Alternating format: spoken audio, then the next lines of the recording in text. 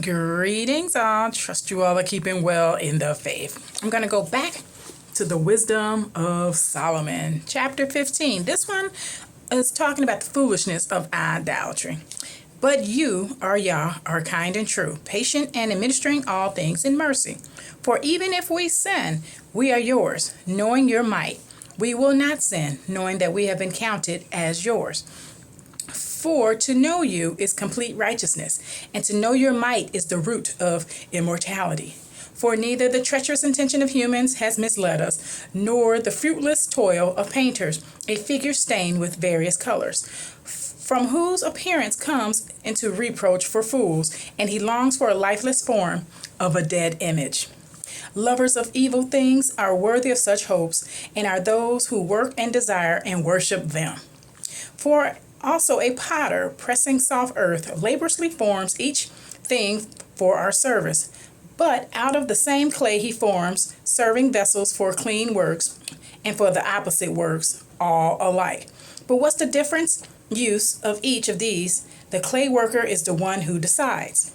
And perversely, he forms a fruitless god out of the same clay, which shortly before was brought out of earth, and after a little while goes to that form which it was taking, when the depth of the soul was demanded.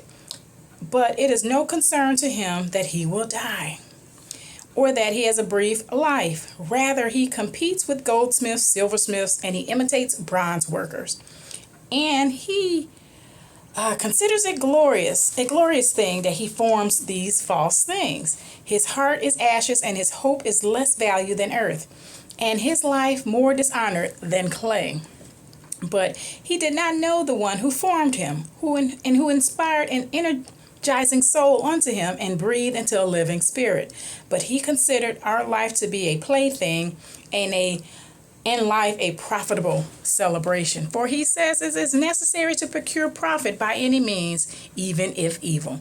For this person knows that he sins beyond everyone, making fragile vessels and carved images from earthly wood.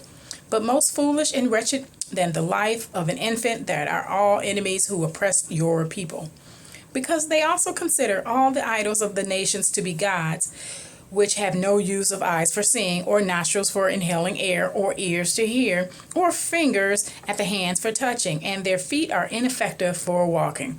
For a human made them, and one who borrows a spirit formed them, for no human has power to form a god like himself.